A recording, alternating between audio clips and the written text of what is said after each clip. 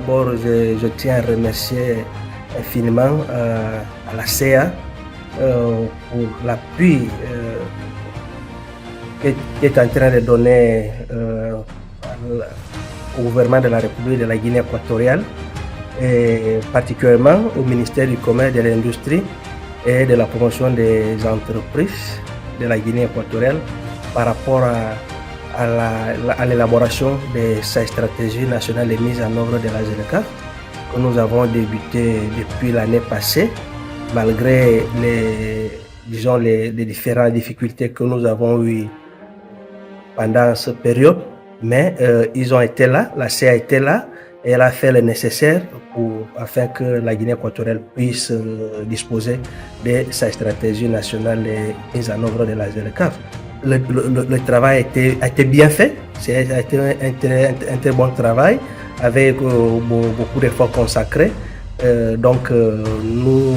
tenons qu'à remercier la CA pour la qualité du travail qui a été fait et l'effort qu'ils ont déployé afin que la Guinée équatoriale puisse disposer de sa stratégie nationale de mise en œuvre de la ZLECAf. Je crois que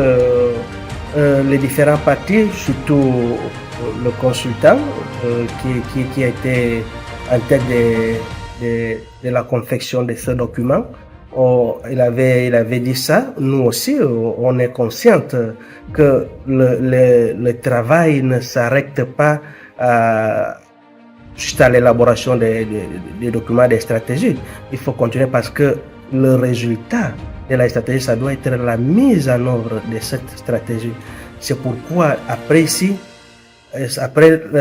cet atelier de discussion, d'évaluation au niveau technique qui a été basé sur les parties prenantes techniques, donc nous allons soumettre le rapport le ministère du Commerce va soumettre le rapport aux instances supérieures afin que le document des stratégies puisse être aussi validé, être adopté, être en connaissance des instances supérieures pour qu'ils savent que pas seulement l'élaboration du document, et que ça n'arrête pas là, il faut aussi mettre tous les ingrédients et toutes les ressources, soit financières, ou bien humains nécessaires afin que les différentes activités ou actions qui ont été décrites dans la stratégie puissent être mises en œuvre. Donc, nous croyons que c'est l'étape suivante. Puisque 2 jours durant, les participants ont montré vraiment qu'ils tenaient à cœur de s'approprier cette stratégie, à en juger par le niveau d'assiduité, le niveau de participation dans les groupes de travail. Et ça s'est reflété dans la qualité et le nombre d'observations qu'ils ont faites pour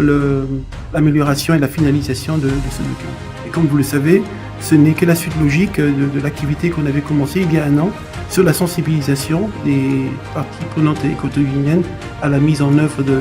la ZLECAf. Donc nous sommes plus que satisfaits. Alors comme vous le savez, nous venons juste de valider une stratégie, mais une stratégie ne reste qu'une stratégie tant qu'elle n'est pas mise en œuvre. Donc le plus important, c'est vraiment tout de suite d'entreprendre des activités de mise en œuvre, à commencer déjà par les entreprises de communication. Il est important que tous les Équato-Guinéens, que ce soit l'administration publique, de la société civile, du secteur privé ou du monde académique, puissent s'approprier cette stratégie. Donc il est important d'avoir donc des activités de communication, et aussi important aussi d'avoir des activités de renforcement des capacités et aussi entreprendre des réformes, parce qu'il y a 7 axes qui vont donc des politiques commerciales, renforcement des infrastructures et qui nécessitent des réformes. Fort heureusement, la Guinée équatoriale est un pays qui a entamé déjà beaucoup de réformes, et il s'agit tout simplement maintenant d'accélérer ces réformes pour tirer le meilleur parti de la stratégie. Une stratégie commerciale qui doit être adossée sur une stratégie industrielle. Fort heureusement, la Guinée équatoriale dispose d'un ministère du commerce, mais aussi un ministère de l'industrie. Les avantages comparatifs de la Guinée équatoriale se retrouvent dans tous les 7 axes de la stratégie qui ont été identifiés, et notamment si l'on commence par la politique commerciale et l'agenda 2035 de la Guinée équatoriale contient des politiques axées sur la transparence dans les relations commerciales et l'éthique, et contiennent la politique commerciale, le soutien à l'exportation et les politiques de distribution. En ce qui concerne les infrastructures commerciales, la Guinée équatoriale a beaucoup investi dans l'amélioration et dans l'extension des infrastructures. Concernant l'axe stratégique sur les capacités productives, le pays a un potentiel d'exportation très important dans le domaine du pétrole, du méthanol, mais également du bois. Et c'est des produits sur lesquels des chaînes de production régionales peuvent se greffer, continentales même également. La CEMAC est une union douanière et en tant qu'union douanière,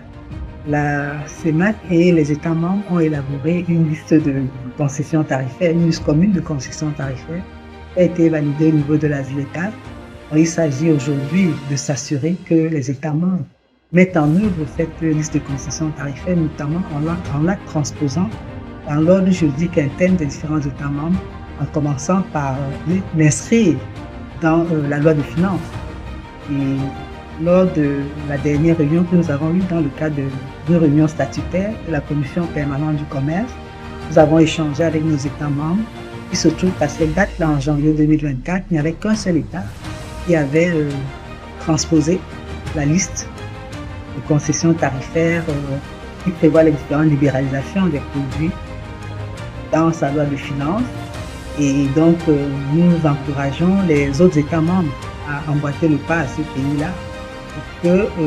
cette liste de concessions tarifaires soit prise en compte dans les instruments, notamment douaniers des différents États membres, parce que tant que cette liste n'est pas intégrée dans les ordinateurs, si on peut s'exprimer ainsi, les ordinateurs des services de douane, ça veut dire que l'opérationnalisation n'est pas effective. Donc, dans cette stratégie, en réalité, nous avons regardé, cet instrument a été rappelé, puisque dans la stratégie qui a été présentée ici pour la Guinée équatoriale, on met entre autres l'accent sur cette question d'union douanière, parce que, ayant un tarif extérieur commun, il faut nécessairement qu'au niveau de la zone de libre-échange continentale, il faut faire prise en compte, étant entendu que nous l'avons inscrit dans notre liste de concessions tarifaires.